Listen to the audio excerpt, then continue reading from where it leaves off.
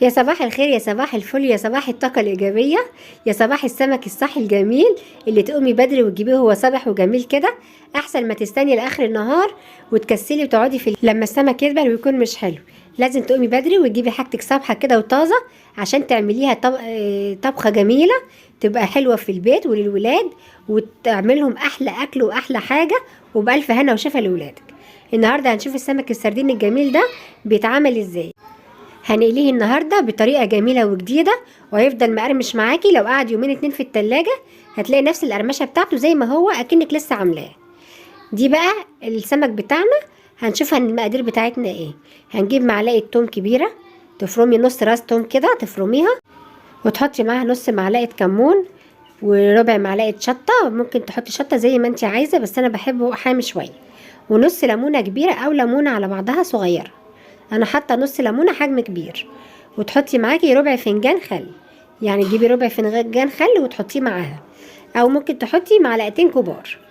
هي ديت الخلطه بتاعتنا وننزل الملح بتاعنا ونقلب الخلطه كلها مع بعض كده. ما شاء الله بالهنا والشفا، جميله جميله جميله الخلطه بتاعتنا.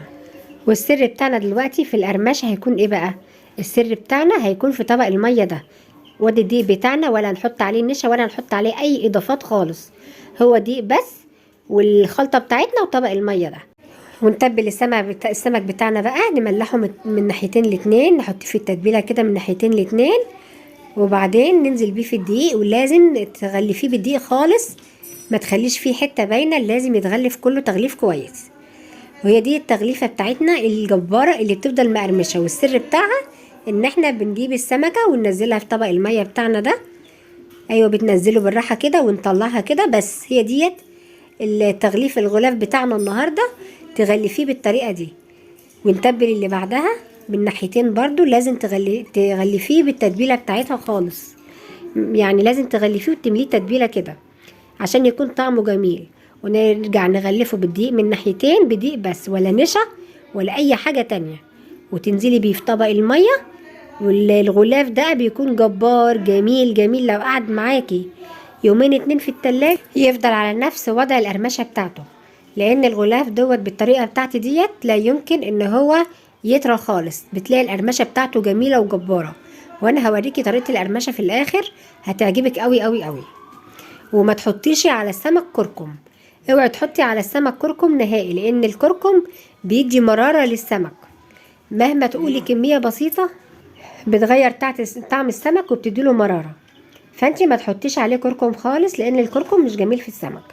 كده احنا غلفنا السمكه بتاعتنا، وننزل بيها في الميه برضو بتاعنا زي السمك اللي قبله.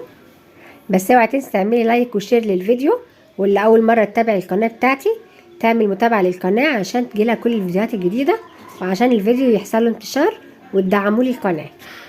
كده انا عملت كميه من السمك قدامكم اهوت، وانا هكمل بقيه السمك ورا الكاميرا علشان الفيديو ما يكونش طويل عليكم. احنا بقى كده نبتدي نجيب المقلايه بتاعتنا ونحطها على النار. ولازم تسخني الزيت، والزيت لازم يكون سخن عشان السمكه تنزل تاخد صدمه على طول وتبقى طعمها حلو، ما تنشفش معاكي وما تلاقيش فيها لحم كتير.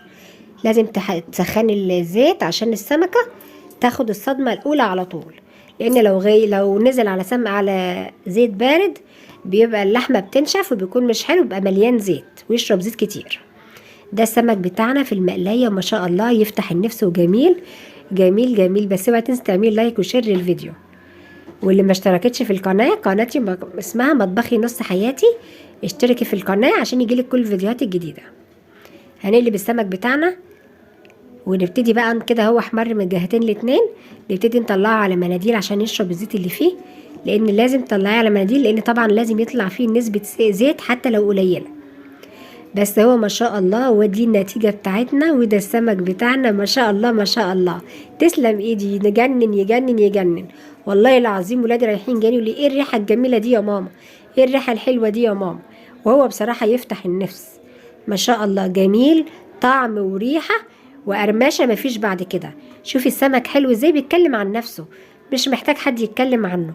هو السمك شكله واضح وجميل. حتى السمكة شوفي واقفة ديلها بعيدة عن الطبق ومشدودة ازاي، عشان القرمشة بتاعتها مش مخلياها ان هي تتلوي تبقى نازلة لتحت ولا حاجة، لان هو مش طري، هو ناشف ومقرمش. وهيعجبك قوي قوي لما تجربي السمك السردين بتاعنا. واسمعي صوت القرمشه بتاعه، جميله تفتح النفس وحاجه مفيش بعد كده.